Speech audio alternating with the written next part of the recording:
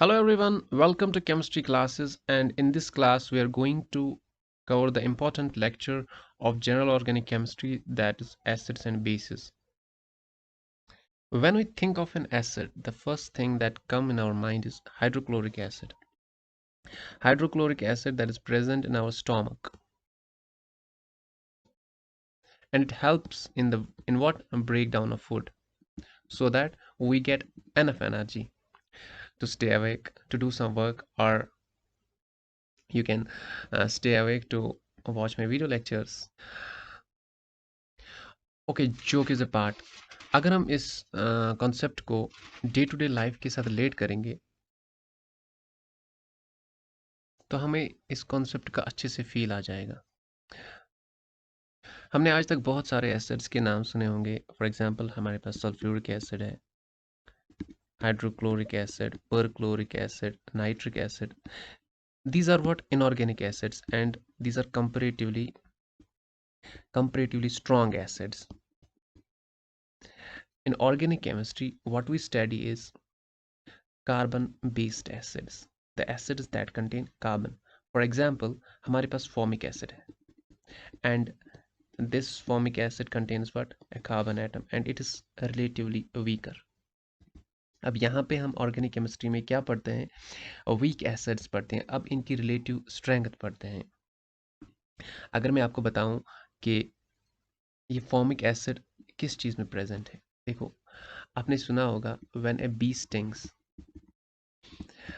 there is some sort of irritation at the part of that area, and the irritation is caused because of the presence of what? Formic acid. Now how to treat that? If we apply a basic solution to it, for example, we can apply soap or baking soda because it's basic. So acid plus base will give us what? Salt plus water, which implies when the salt and water is formed, it means that the effect of the effect of what? Acid and base is what? Nullified. तो हमें effect रहता ही नहीं है। तो जब effect ही नहीं रहेगा acid या बेस का, तो जो इरिटेशन है वो खत्म हो जाएगी। So this is how we treat the what? Bee sting. Similarly, if a wasp stings, what to do? See, the wasp venom is what? It is basic in nature. So we cannot apply a basic solution, for example, baking soda or soap to it. We have to add some acidic one. For example, we can add citric acid, and citric acid is present in what? Lemon. So we can use the lemon to treat what? Wasp sting. So this is what we can relate acid and base in day to day life. अब question है, हमें क्यों पढ़ने हैं acids and bases organic chemistry में? Normally जो भी questions पूछे जाते हैं एसिडिटी या बेसिसिटी पर, वो पूछे जाते हैं on the basis of what? Order.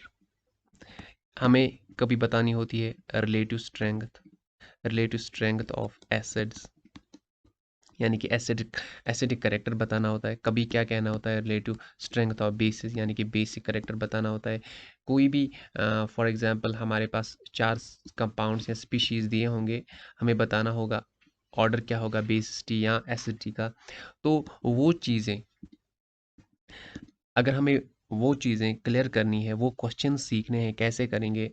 तो हमें कुछ कॉन्सेप्ट्स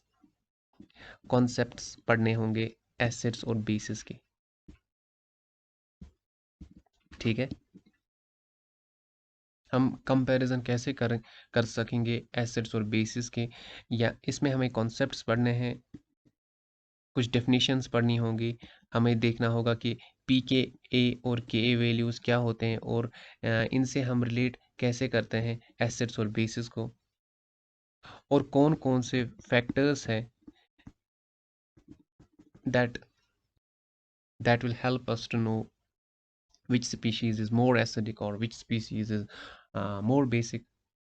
फाइन। और जब हम ऑर्गेनिक केमिस्ट्री में एसिड बेसिस पढ़ते हैं, एसिड्स और बेसिस पढ़ते हैं किसमें, ऑर्गेनिक केमिस्ट्री में, तो what we require is pure logic. तो हमें लॉजिक की ज़रूरत, कोई कैलकुलेशन हमें यहाँ पे ज़रूरत नहीं है। अगर हम फिजिकल केमिस्ट्री में पढ़ते हैं या इनऑर्गेनिक केमिस्ट्री में एसिड्स और बेस पढ़ते हैं, वहाँ पे हमें थोड़ी सी कैलकुलेशंस की ज़रूरत पड़ती है, जिससे क्या हो जाता है, टॉपिक थोड़ा सा हेक्टिक बन जाता है। तो यहाँ पे ऑर्गेनिक केमिस्ट्री में सिर्फ हमें प्योर लॉजिक या कॉन्सेप्ट थोड़ा सा अप्लाई करना है, हम क्वेश्चंस को आराम से सॉल्व कर पाएंगे। ठीक है, फाइन। अगर अब हमें देखना होगा एसिड क्या है और बेस क्या है, normally there are various definitions. हम एक एक करके सब डेफिनेशंस को देखेंगे और फिर एक थोड़ा सा फ्लो चार्ट देखेंगे, जिससे हम जो कॉमन होगा तीनों डेफिनेशंस में, अगर हम नॉर्मली यहाँ पे देखेंगे, पहले हम एरिनस देखेंगे, उसके बाद ब्रॉन्स्टेड लाउरी और उसके बाद लेविस, क्योंकि ऑर्गेनिक केमिस्ट्री में हमें ये तीन डेफिनेशंस अच्छे से पता होनी चाहिए, और फिर on the base of these we can solve easily questions. Fine. पहले हम देखेंगे एरिनस। पहले हमारे पास एरिन पहले एरिनस आए, and it tells what acid is any species that gives H plus in what, in a solvent specifically water। तो यहाँ पे इसने क्या किया, सॉल्वेंट को स्पेसिफाई किया, स्पेसिफिकली हमारे पास वाटर होना चाहिए, और इसने कहा base is a species that gives OH minus in water. तो प्रॉब्लम यही थी एडहीनियस की, इसने क्या सिर्फ एक ही सॉल्वेंट में बताया, that's water. For example acid के लिए अगर हम एग्जाम्पल लेंगे, for example HCl, when it is put in aqueous solution, it breaks into H plus plus Cl minus. And if we talk of base, for example sodium hydroxide, if it is put in what, sodium hydroxide, it is put in water, it gives what, Na positive plus OH minus. Fine, next definition, जो हमारे पास next definition है, that was given by what, Bronsted and Lowry। अब हम इसको new definition नहीं कहेंगे, अगर हम इसको ऐसे कहेंगे कि it completes what Arrhenius definition, so we can say it says that acid is an proton donor, and proton donor in what, in any solvent। तो सॉल्वेंट कोई भी होगा, फॉर एग्जांपल सॉल्वेंट वाटर भी हो सकता है, अमोनिया भी हो सकता है, कोई भी सॉल्वेंट। इसने स्पेसिफाई नहीं किया कोई सॉल्वेंट, इसने कहा H पॉजिटिव डोनर, जो भी H पॉजिटिव डोनेट करेगा, कोई भी स्पीशीज H पॉजिटिव डोनेट करेगा, वो क्या है, किसी भी सॉल्वेंट में, वो एसिड है। और जो H पॉजिटिव एक्सेप्ट करेगा, जो H पॉजिटिव को एक्सेप्ट करेगा, if you talk of sodium hydroxide, it's what, Na plus plus OH minus। So base is what, which accepts, so OH minus can what, accept a proton। So base is something that accepts a proton, fine, and acid is that what gives away the proton, and solvent is not specified, so there can be any solvent. For example, if you talk of HCl, HCl in what, ammonia, or HCl in water, fine, this one। अब जो हमारे पास H positive होता है, इसको हम proton भी कहते हैं। जो हमारे पास H पॉजिटिव होता है, इसको हम प्रोटॉन भी कहते हैं। Why it's called as a proton, see अगर हम हाइड्रोजन की बात करेंगे, इसके पास एक इलेक्ट्रॉन होता है और एक प्रोटॉन होता है। अब अगर किसी भी वजह से ये हाइड्रोजन इलेक्ट्रॉन को लूज करता है, तो इसके पास क्या बचता है, एक प्रोटॉन। एंड अगर ये इलेक्ट्रॉन को लूज करेगा, तो वन नेगेटिव चार्ज क्या कम होती है, तो वहाँ पे क्या रहती है, एक पॉजिटिव चार्ज। तो हाइड्रोजन को हम H प्लस से डिनोट करते हैं और इसको प्रोटॉन भी कहते हैं। फाइन। अब तीसरी डेफिनेशन जो हमारे पास है, वो है किसकी, लेविस की। लेविस डेफिनेशन ऑफ, और अगर हम और अगर हम यहाँ पे भी बात कर सकते हैं, अगर हम बेस की बात कर सकते हैं तो NH3 के पास क्या है, एक लोन पेयर है, तो ये लोन पेयर H पॉजिटिव को एक्सेप्ट कर सकती है, तो it can act as a base. तो यहाँ पे कोई सॉल्वेंट स्पेसिफाई नहीं है। नेक्स्ट है हमारे पास, next is what, Lewis, and Lewis says that acid is what, that accepts an electron, accepts what, electron pair, it accepts an electron pair. For example, for example, for example, BH3 और AlCl3, क्योंकि इनके पास एक empty orbital है, BH3 के पास भी empty orbital है, AlCl3 के पास भी एम्प्टी ऑर्बिटल है। क्यों? क्योंकि इनका ऑक्टेट कंप्लीट नहीं है। अगर हम बात करेंगे ये बोरान सीरीज के, boron, aluminium, gallium, indium, thallium, तो बोरान के पास कितने इलेक्ट्रॉन्स, 5। अगर हम बोरान की बात करते हैं तो इट इज 5 इलेक्ट्रॉन्स, पहले शेल में 2 इलेक्ट्रॉन्स, दूसरे में 3 इलेक्ट्रॉन्स, तो वैलेंस शेल में इसके पास कितने हैं, 3 इलेक्ट्रॉन्स, तो वी कैन से 2s1 2p2। और जब बोरान बॉन्ड बनाएगा तो क्या होता है, 2s2 2p1, इलेक्ट्रॉनिक कन्फिग्रेशन है 2s2 2p1। और जब बोरान बॉन्ड बनाएगा तो कितने बॉन्ड बना सकता है, ये इलेक्ट्रॉन एक्साइट होके हमारे पास कुछ ऐसे होगा। एंड अगर हम BH3 की बात करेंगे तो BH3 के पास 3 हाइड्रोजन्स आएंगे एक एक इलेक्ट्रॉन लेके, तो हमारे पास BH3 मॉलिक्यूल बन जाएगा और हमारे पास क्या होगा, p ऑर्बिटल एम्प्टी रहेगा। सिमिलरली AlC3, तो इस एम्प्टी ऑर्बिटल में ये इजीली एक इलेक्ट्रॉन पेयर ले सकते हैं, ठीक है। एंड जो हमारे पास बेस होती है what, a lone pair donor. आप लिख सकते हो यहाँ पे Lewis base is what, lone pair और electron pair what, lone pair of electron pair भी लिख सकते हो, लोन पेयर और इलेक्ट्रॉन पेयर डोनर। और अगर हम बात करेंगे बेस की तो हमारे पास अमोनिया एक बेस्ट एग्जांपल है, तो इसके पास एक लोन पेयर, ये इजीली डोनेट कर सकता है। अब इलेक्ट्रॉन पेयर किसी के पास भी हो सकते हैं, फॉर एग्जांपल हमारे पास F-, इसके पास भी लोन पेयर ऑफ इलेक्ट्रॉन्स है, तो ये भी डोनेट कर सकते हैं, या Cl-, तो ये भी डोनेट कर सकता है, या इवन कोई पाई बॉन्ड होगा तो ये भी अपनी इलेक्ट्रॉन पेयर डोनेट कर सकता है। तो ये लिविस बेस में शामिल किया जा सकता है पाई बॉन्ड को, ठीक है। कोई भी स्टूडेंट क्वेश्चन पूछ सकता है कि कोई ऐसी चीज़ नहीं है जिससे हम एसिड्स और बेसिस को इजीली रिकॉग्नाइज कर पाए विदाउट दीज डेफिनेशंस। देखो नॉर्मली जो हमने 3 डेफिनेशंस पढ़ी, तो क्या हो सकता है, कंफ्यूजन क्रिएट हो सकता है कि तीनों डेफिनेशन में देख, अगर हम बात करेंगे एसिड की, नॉर्मली जो हमें H पॉजिटिव जो देगा, तो जो एसिड है क्या है, पॉजिटिवली चार्जड है। अब अगर ये पॉजिटिवली चार्जड है तो ये अट्रैक्ट किसको करेगा, ये अट्रैक्ट करेगा नेगेटिवली चार्जड को, यानी कि वो क्या होगी, बेस।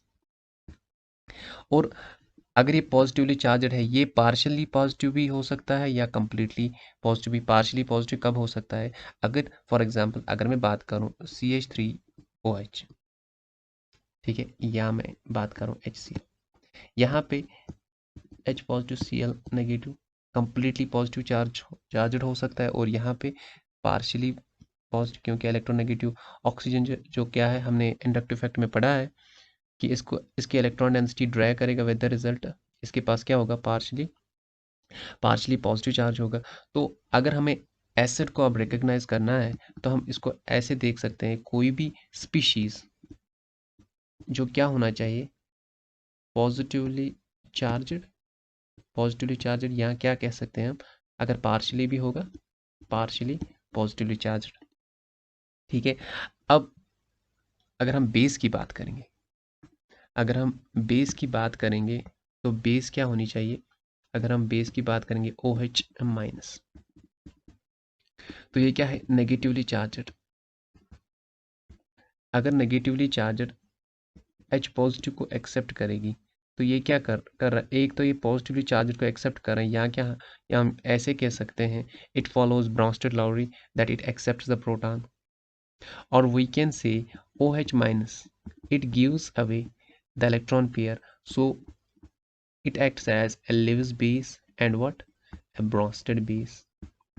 तो बेस है ये, एक तो ये लिविस बेस भी एक्ट कर रही है और ब्रॉन्स्टेड बेस भी एक्ट कर रही है। तो नॉर्मली अगर हम देखेंगे, अगर कोई नेगेटिवली चार्जड स्पीशीज होगा, नेगेटिवली चार्जड स्पीशीज होगा तब तो हम उसको बेस कह सकते हैं। ठीक है, तो हमारे पास कंक्लूजन यही है, अगर एसिड ढूंढना है, यहाँ देखो स्पीशीज क्या है, अगर पॉजिटिवली चार्जड है या पार्शियली पॉजिटिव भी है तो उसको एसिड कहेंगे, और अगर नेगेटिव चार्जड है या पार्शियली नेगेटिव चार्ज है उसको क्या कहेंगे, बेस। अब नॉर्मली क्या होता है, कन्फ्यूजन होती है जब हमारे पास न्यूट्रल मॉलिक्यूल्स आते हैं लाइक BH3, BCl3, AlCl3, तो ये किस कैटेगरी में फॉल करते हैं, लेविस एसिड्स में। अब इनके पास एम्प्टी ऑर्बिटल है तो ये इलेक्ट्रॉन पेयर को एक्सेप्ट कर सकते हैं and they can act as what, Lewis acids. Fine. अब अगर हम बात करेंगे रिलेटिव स्ट्रेंथ की on the basis of Ka and Pk value, तो एसिडिटी को कैसे डिटरमाइन करें। देखो जो हमारे पास Ka होता है, it's called what, acid, it's called acid dissociation constant. यानी कि जब हमारे पास कोई भी एसिड डिसोसिएट करेगा, फॉर एग्जांपल अगर मैं यहाँ पे एग्जांपल लूँगा वाटर की, अगर वाटर डिसोसिएट होगा तो क्या देगा, H plus plus OH minus.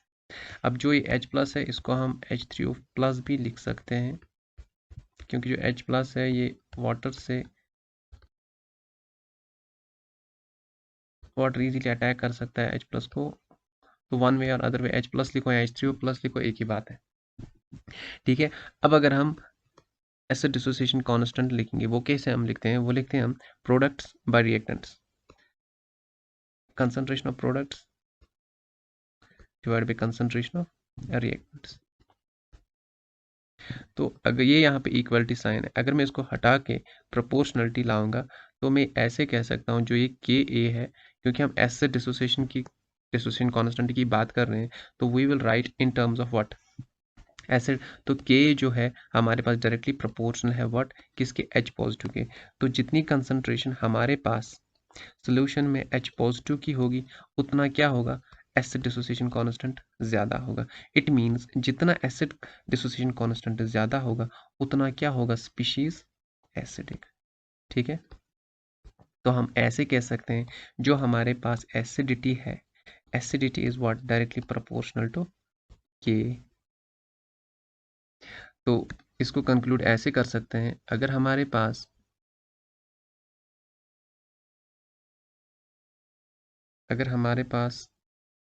H positive की कंसंट्रेशन, H पॉजिटिव कंसंट्रेशन ज़्यादा होगी तो एसिड रिलेटिवली क्या होगा, स्ट्रॉन्ग होगा, क्योंकि उसका Ka वैल्यू क्या होगा, ज़्यादा। और अगर हमारे पास H पॉजिटिव की कंसंट्रेशन कम होगी तो एसिड जो हमारे पास क्या होगा, रिलेटिवली वीक होगा, और उसका एसिड डिसोसिएशन कांस्टेंट क्या होगा, कम होगा। तो ऐसे हम रिलेट करते हैं एसिडिटी विद व्हाट, Ka। अब हमारे पास क्या है, Pk। देखो हमें कोई कैलकुलेशन करने की ज़रूरत नहीं है, क्योंकि हमें क्या चाहिए, लॉजिक।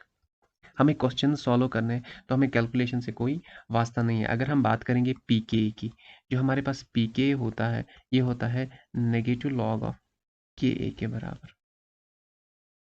हम इसको ऐसे भी सोच सकते हैं, जो हमारे पास Pk है ये किसके बगैर, किसके प्रोपोर्शनल है, it's proportional to, inversely proportional to K, क्योंकि जितना, अगर हम लॉग ऑफ Ka वैल्यू देखेंगे, जितना ये ज़्यादा होगा नेगेटिव की वजह से क्या हो जाएगा, ये कम हो जाएगा Pk, क्योंकि लॉग ऑफ Ka, अगर हम Ka देखेंगे, फॉर एग्जांपल अगर हमारे पास Ka 10 है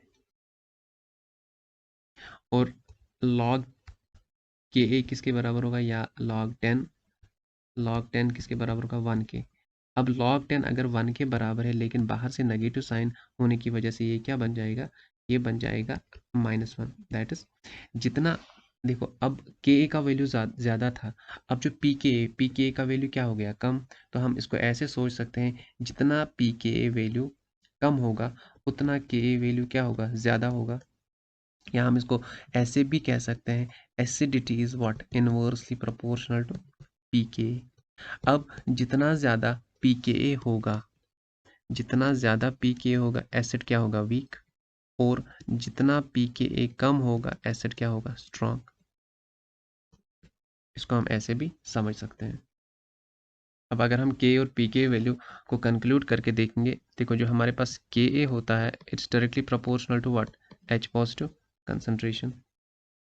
अब अगर हम के वैल्यू की बात करेंगे, जितना के वैल्यू ज़्यादा होगा, एच पॉजिटिव जो हमारे पास कंसंट्रेशन होगी एच पॉजिटिव की ज़्यादा होगी, और एसिड जो हमारे पास क्या होगा, स्ट्रॉन्ग होगा।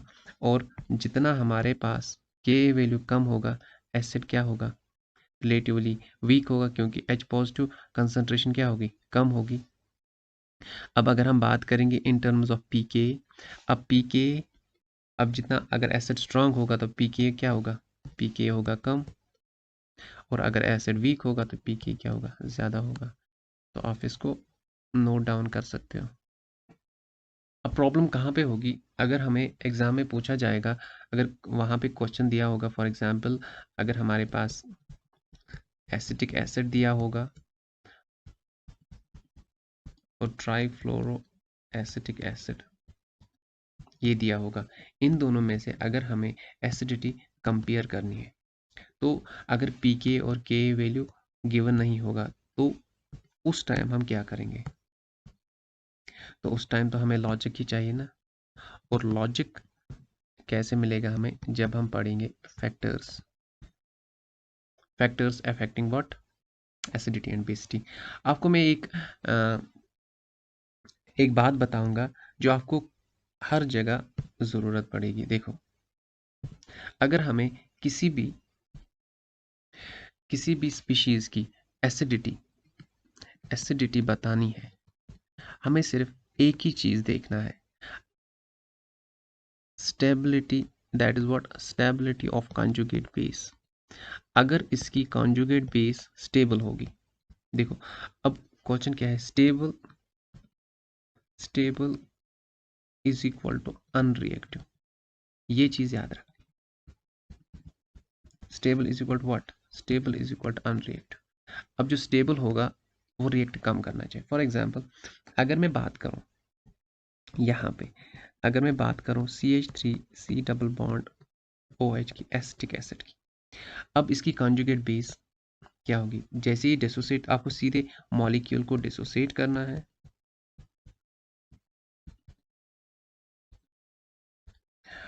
अब अगर आपको मैं बताऊं कॉन्जुगेट बेस, मैंने आपको पहले ही बताया था, जो भी आपको नेगेटिवली चार्जड दिखेगा वो क्या होगा, बेस होगा, और जो पॉजिटिवली चार्जड दिखेगा वो क्या होगा, एसिड होगा।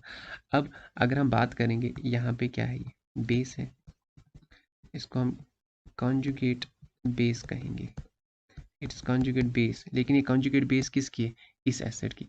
अब हमें देखना है जितनी ये स्टेबल होगी उतना क्या होगा, एसिड स्ट्रांग होगा। चलो देखते हैं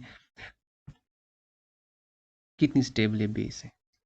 अगर हम बात करेंगे जो ये लोन पेयर है, जो ये लोन पेयर है, it's in what, it's in resonance. और हमें ये रेजोनेटिंग स्ट्रक्चर कुछ ऐसे मिलेगा, फाइन। या हम ऐसे दिखा सकते हैं, रेजोनेंस, रेजोनेंस हाइब्रिड दिखा सकते हैं। और जो ये नेगेटिव चार्ज है ये इस पे हाफ है और इस पे हाफ है, ठीक है। अब अगर मैं आपको बताऊं, आप कंपेयर करो, अब अगर molecule CF3C double bond OH है और ये डिसोसिएट कर रहा है, अब अगर आपको रिलेटिव स्ट्रेंथ बतानी है इस एसिड की, एसिड A और एसिड B की, तो कैसे देखोगे, हमें, मैंने आपको क्या बताया, अब देखो कॉन्जुगेट बेस कौन कितनी स्टेबल है, जितनी कॉन्जुगेट बेस स्टेबल होगी उतना क्या होगा, एसिड स्ट्रांग होगा।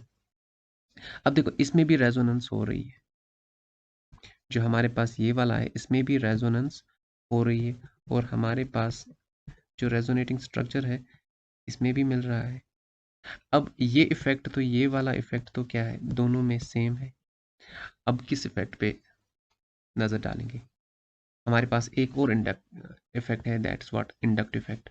अगर हम बात करेंगे यहाँ पे इस मॉलिक्यूल को इलेक्ट्रॉन्स पंप हो रहे हैं विद द रिजल्ट जो हमारे पास ये कार्बन है, इसको क्या इलेक्ट्रॉन्स प्रोवाइड हो रहे हैं विद द रिजल्ट ये इलेक्ट्रॉन्स कहाँ पे देंगे, ये इलेक्ट्रॉन्स शेयर करेंगे जो एडजेसेंट हमारे पास ऑक्सीजन है उसको, क्योंकि oxygen is more electronegative than carbon. अब अगर ये इलेक्ट्रॉन्स इसके पास आएंगे तो ये क्या करेगा, इजीली डोनेट करेगा। ठीक है, अब अगर इस वाले ऑक्सीजन ने इलेक्ट्रॉन्स डोनेट किए इजीली तो ये क्या होगी, बेस होगी कंपैरेटिवली स्ट्रॉन्गर। अगर ये बेस स्ट्रॉन्गर है तो इसकी डोनर एबिलिटी क्या होगी, ज़्यादा होगी। अब अगर डोनर एबिलिटी इसकी ज़्यादा होगी तो ये इजीली डोनेट करेगा। इट मीन्स बेस स्ट्रॉन्ग, यानी कि ये रिएक्टिव है। अब अगर ये रिएक्टिव है it is less stable. I hope आपको ये समझ आ रहा होगा। अब अगर मैं बात करूं इस वाले ग्रुप की, जो हमारे पास CF3 ग्रुप है, CF3 ग्रुप क्या करेगा, देखो CF3 ग्रुप इलेक्ट्रॉन्स को अपनी ओर खींचेगा बाय -I इफेक्ट, जिसकी वजह से जो इस वाले ऑक्सीजन के पास है, क्योंकि हमने क्या क्या कहा था, जो हमारे पास इंडक्टिव इफेक्ट है it is distance dependent and, और ये जो इंडक्टिव इफेक्ट है ये क्या 2-3 कार्बन पे जा सकता है, तो ये इलेक्ट्रॉन डेंसिटी को, इस ऑक्सीजन की इलेक्ट्रॉन डेंसिटी को थोड़ा सा खींचेगा विद द रिजल्ट जो इस ऑक्सीजन के पास जो ये लोन पेयर है it will be less available. अब अगर ये लेस अवेलेबल है तो लेस रिएक्टिव होगी। अब अगर ये लेस रिएक्टिव होगी तो क्या होगी, कंपैरेटिवली व्हाट, स्टेबल। और हमने यही कहा था जितनी कंजुगेट बेस स्टेबल होगी उतना क्या होगा, एसिड स्ट्रॉन्ग। तो आप लिख सकते हो acidity is what directly proportional to stability of conjugate base, stability of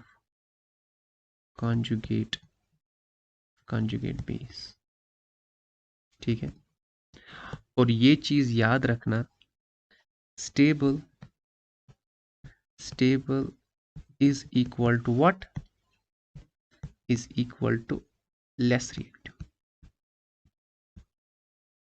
अब ऐसा लिखो अनरिएक्टिव, इससे कंफ्यूजन कम होगा, अदरवाइज आप क्वेश्चन गलत कर जाओगे। अगर अनस्टेबल होगा, अनस्टेबल मीन्स रिएक्टिव, यानी कि आपको देखना है अब अगर कंजुगेट बेस हमारे पास रिएक्टिव होगी तो वो अनस्टेबल होगी। अब अगर कंजुगेट बेस अनस्टेबल है तो वो क्या होगी, रिएक्टिव होने का मतलब है बेस स्ट्रांग है। अब अगर बेस स्ट्रांग है तो वो रिएक्टिव होने की वजह से जो एसिड होगा उसका कॉन्जुगेट एसिड होगा वो क्या होगा, वीक होगा। ठीक है, अब अगर हमें देखना है तो सिंपली जितनी कॉन्जुगेट बेस स्टेबल होगी एसिड उतना क्या होगा, स्ट्रॉन्गर होगा। अब अगर जितनी अनस्टेबल होगी कॉन्जुगेट बेस एसिड क्या होगा, वीक होगा। यही फंडा है, अगर आपको मैक्सिमम क्वेश्चंस पूछे जाते हैं on the basis of that. अब अगर आपको मैं यहाँ पे एक क्वेश्चन डालूंगा, देखो यहाँ पे अगर मैं यहाँ पे लिखूंगा फिनॉल और यहाँ पे मैंने लिखा पैरानाइट्रोफिनॉल, अगर आपको मैं बताऊं इनमें से जल्दी H पॉजिटिव डोनेट कौन करेगा।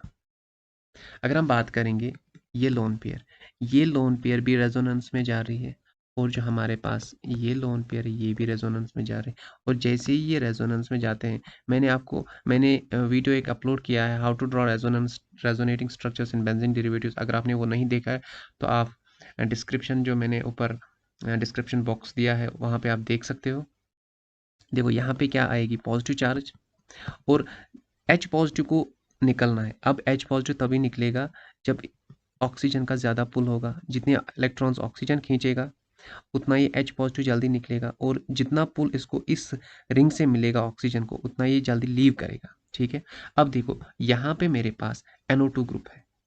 NO2 group it is what, it's electron withdrawing group. तो ये बेंजीन से इलेक्ट्रॉन्स क्या करेगा, विड्रॉ करेगा। अब जितने ये इलेक्ट्रॉन्स विड्रॉ करेगा उतना ये H पॉजिटिव क्या निकलेगा जल्दी।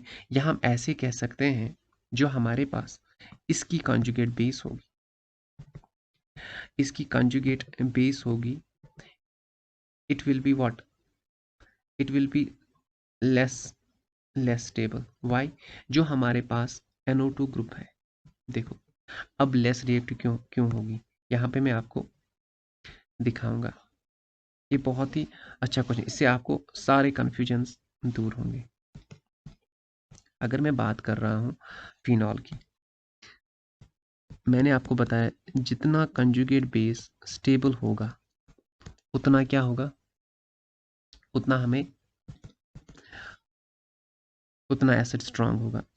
अगर हम बात करेंगे इसके रेजोनेंस स्ट्रक्चर्स की, दोनों के रेजोनेंस स्ट्रक्चर्स ड्रॉ करेंगे, फिर देखेंगे कंपैरिजन कि कौन सी ज़्यादा कॉन्जुगेट बेस स्टेबल हो। देखो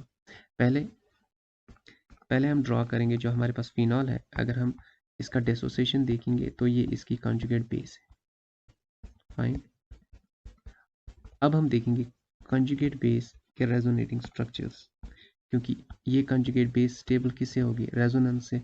अब जितने ज़्यादा रेजोनेटिंग स्ट्रक्चर्स होंगे उतना क्या होगा, उतना हमारे पास बेस क्या होगी, कॉन्जुगेट बेस स्टेबल होगी, और उतना एसिड क्या होगा, स्ट्रांग होगा। आई होप आपको समझ आ रहा होगा कि मैं रेजोनेटिंग स्ट्रक्चर्स कैसे ड्रॉ कर रहा हूँ, क्योंकि मैंने इस पे अलग से एक वीडियो दिया है, आप वहाँ पे देख सकते हो। फाइन, अब अगर हम बात करेंगे और हमें मॉलिक्यूल क्या मिलेगा, जो हमारे पास कॉन्जुगेट बेस है, वो कुछ ऐसे मिल सकती है। और अगर हम रेजोनेटिंग स्ट्रक्चर्स देखेंगे हमारे पास कितने हैं, रेजोनेटिंग स्ट्रक्चर्स हमारे पास 1 2 3 रेजोनेटिंग स्ट्रक्चर्स हैं। ठीक है, अब अगर मैं बात करूंगा, अब मैं बात करूंगा जो हमारे पास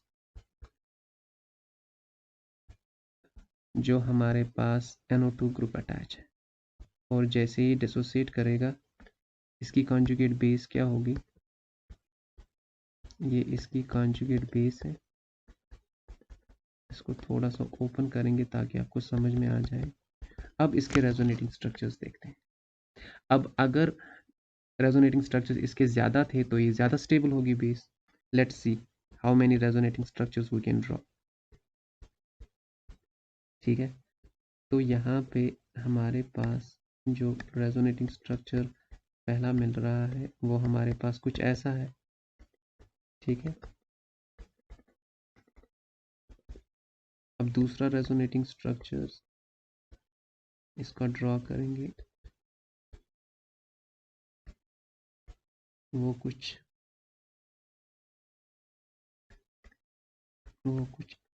ऐसा मिल रहा है हमें, और नेगेटिव चार्ज जो है वो यहाँ पे आ रही है। यहाँ पे देखो, अब ये नेगेटिव चार्ज क्या है, अब ये नेगेटिव चार्ज यहाँ पे भी रेजोनेंस शो कर सकती है, और हमें जो रेजोनेटिंग स्ट्रक्चर है वो कुछ ऐसा मिलेगा। और जो ये नेगेटिव चार्ज है, ये नेगेटिव चार्ज यहाँ भी जा सकती है, और हमारे पास जो रेजोनेटिंग स्ट्रक्चर है वो कुछ ऐसा भी मिल सकता है, ऐसा भी मिल सकता है। और फिर ये वापस आके एक और रेजोनेटिंग, और फिर ये वापस आके मॉलिक्यूल ऐसे देगा। ठीक है, और ये भी जब वापस आएगा तो we get the molecule back. अगर हम अब बात करेंगे नंबर ऑफ रेजोनेटिंग स्ट्रक्चर्स, यहाँ पे नंबर ऑफ रेजोनेटिंग स्ट्रक्चर्स कितने हैं, देखो this is number 1, number 2, number 3 and number 4। अब जब हमारे पास पैरानाइट्रोफिनॉल था, तो वहाँ पे रेजोनेटिंग स्ट्रक्चर्स 4 थे, और जो नॉर्मल फिनॉल था हमारे पास, वहाँ पे कितने थे? 3।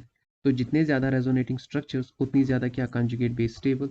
अब आप खुद ही देख सकते हो दोनों के रेजोनेटिंग स्ट्रक्चर्स में, देखो अब ये कंजुगेट बेस जो हमारे पास है, ये क्या होगी? Relatively stable. अब अगर ये रिलेटिवली स्टेबल है, जो इसका कॉन्जुगेट एसिड होगा वो क्या होगा? Strong. so we can say that we can easily say that जो हमारे पास फिनॉल है, it is what? less acidic than paranitrophenol. ठीक है, तो ये हमारे पास ज्यादा स्ट्रांग होगा। ये हम एक्सप्लेन कर सकते हैं on the base of what? Logic. तो हमें कोई पी के वैल्यू और के वैल्यू की जरूरत नहीं है यहाँ पे। ठीक है, अब अगर हम बात करेंगे relative acidity of what? H3O plus, H2O, OH minus, हम क्या देखेंगे डायरेक्टली? इनके कंजुगेट बेस। जो हमारे पास H3O प्लस है, जैसे ही डिसोसिएट करेगा, it will give what? H positive plus H2O। हम ऐसे देख सकते हैं, जो हमारे पास हमने क्या कहा था? एसिड जो होता है, जो प्रोटॉन इजीली डोनेट करे, it's not the proper way, proton donate करे। ठीक है, अब जैसे ही इसने प्रोटॉन डोनेट किया, हमारे पास जो वाटर है H2O क्या है? कॉन्जुगेट बेस है। ठीक है, अब सिमिलरली, अब अगर हमारे पास वाटर होगा H2O, it will dissociate to form H positive plus what? OH minus। Similarly जो नेक्स्ट है हमारे पास OH माइनस, अब अगर ये डिसोसिएट करेगा, it will give H plus plus what? O2 minus. Fine. अब अगर हम बात करेंगे स्टेबिलिटी ऑफ कॉन्जुगेट बेस की, अगर हम बेसिस देखेंगे, हमारे पास बेस है वाटर, और हमारे पास OH माइनस, और हमारे पास O2 माइनस। अब अगर हम बात करेंगे डोनर एबिलिटी की, देखो मैंने आपको पहले बताया था, जितनी ज़्यादा चार्ज होगी उतना ज़्यादा डोनेशन होगा। ठीक है, donation is what? Directly proportional to charge. अब ज़्यादा डोनेशन होने की वजह से यहाँ पे चार्ज ज़्यादा है, तो डोनेशन ज़्यादा होगी। अब ज़्यादा डोनेशन होने की वजह से it will be what? More reactive, it means it is less stable. अब अब जितनी ज़्यादा चार्ज है, अब ये कंजुगेट बेस जो होगी हमारे पास क्या होगी? Less stable. अब जो बिना चार्ज की क्या है? Water, it's neutral, so it has no charge, means it's what? Stable। comparatively stable है किससे? O2 minus and OH minus से। it means अगर हम बात करेंगे stability of conjugate base की, stability of what? conjugate base, तो stability of conjugate base will follow the order H2O, OH minus and O2 minus। stability of conjugate base, it means जो हमारे पास order of what? acidic character। अब कौन ज़्यादा होगा? H3O plus followed by water followed by OH minus, क्योंकि acid हो ही नहीं सकता। इससे भी हमें पता चलेगा। ठीक है, तो अगर हम बात करेंगे, जो हमारे पास स्ट्रॉन्गर एसिड होगा, स्ट्रॉन्गर एसिड के पास क्या होगी? वीक बेस होगी। Why weak? Because that will be stable. अब स्टेबल कॉन्जुगेट बेस होने का मतलब भी है कि वो वीक होगी, यानी कि वो बेस का मतलब होता है जो डोनेट इजीली करे। अब जो डोनेट इजीली करेगा वो तो स्ट्रांग होगी। अब जो वीक बेस होगी वो क्या करेगी? लेस डोनेशन, इट मीन्स वो स्टेबल होगी। और जो हमारे पास वीक एसिड होगा, जो हमारे पास क्या होगा? Weak acid, that will have what? Stronger base, क्योंकि स्ट्रॉन्गर बेस होने की वजह से वो क्या होगा? लेस स्टेबल, यानी कि वो इजी डोनेट करेगा। और हमने एक चीज़ देखी, जो हमारे पास स्ट्रेंथ ऑफ एसिड होती है, strength of acid is what? Directly proportional to K value. And inversely proportional to pK value. अब क्वेश्चन ऐसे भी एग्जामिनर घुमा फिरा के पूछ सकता है, अगर जो हमने अभी ऑर्डर दिया था एसिडिक स्ट्रेंथ का, जो हमारे पास H3O प्लस है, it's greater than H2O, then ये हमारे पास एसिडिक ऑर्डर है। अब अगर मैं आपको बताऊंगा कि ऑर्डर ऑफ के value and what order of P के वैल्यू क्या होगा इनके लिए, देखो। अब अगर हम ऑर्डर ऑफ के वैल्यू देखेंगे, के वैल्यू क्या होता है, स्ट्रेंथ एसिडिटी के डायरेक्टली प्रोपोर्शनल। तो अगर हम इसको फर्स्ट सेकंड और थर्ड देंगे तो हमारे पास के वैल्यू इसका ज़्यादा होगा, देन फॉलोड बाय दिस। अब पी के वैल्यू की बात करेंगे तो पी के वैल्यू इसका सबसे कम होगा, देन इसका, तो पी के वैल्यू किसका होगा ज़्यादा, सबसे इसका, और पी के वैल्यू इसका कम होगा। अब पी के वैल्यू जितना कम होगा उतना क्या होगा, एसिड स्ट्रॉन्ग। फाइन।